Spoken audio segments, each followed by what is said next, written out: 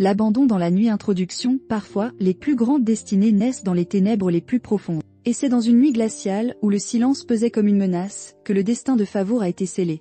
Une nuit noire, dans une ruelle sale et silencieuse, une femme enveloppée d'un long manteau dépose un nourrisson devant une vieille maison. Elle regarde une dernière fois l'enfant, les larmes aux yeux, puis disparaît dans l'obscurité. La porte s'ouvre lentement.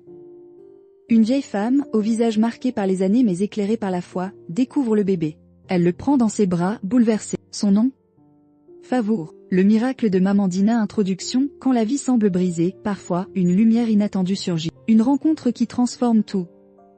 Mamandina, veuve sans enfant, voit en Favour un cadeau du ciel. Malgré ses maigres revenus, elle l'accueille comme sa propre fille.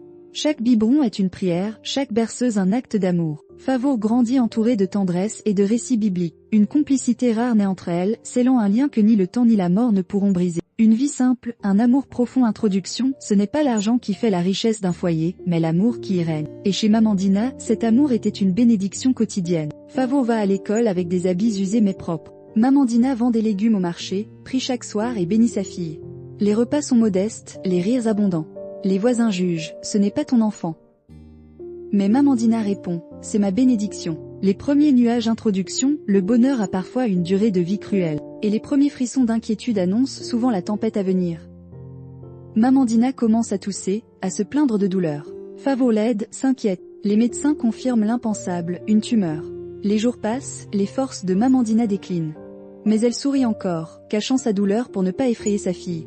Le dernier souffle. Introduction. Quand l'amour s'éteint dans un dernier souffle, le silence qui suit est plus déchirant que tous les cris. Allongée sur son lit, Mamandina serre la main de Favour. Tu es ma fille.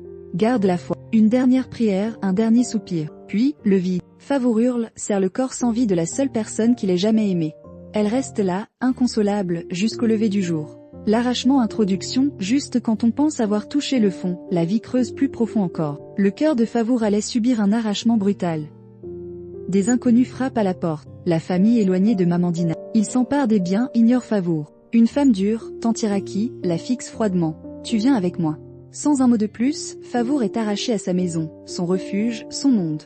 L'enfer chez Tantiraki. Introduction. Certains foyers ressemblent à des prisons. Chez Tantiraki, chaque jour était une nouvelle épreuve.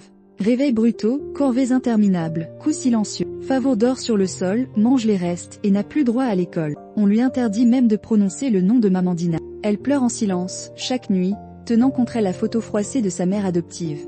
La fuite vers l'inconnu. Introduction. Quand la douleur devient insupportable, il ne reste qu'un choix, fuir, même sans savoir ce que l'on trouvera de l'autre côté. Un soir d'orage, après une gifle de trop, Favour s'enfuit. Pieds nus, trempée, affamée, elle erre dans les rues. Le monde est froid, dangereux. Mais elle avance, guidée par la voix intérieure de Mamandina, tu es destinée à plus. Une rencontre qui change tout. Introduction. Parfois, au bord du gouffre, une main tendue peut tout changer. Il suffit d'un regard pour rallumer la lumière. Au petit matin, un homme s'arrête devant Favour. Il s'agenouille, tu vas bien ?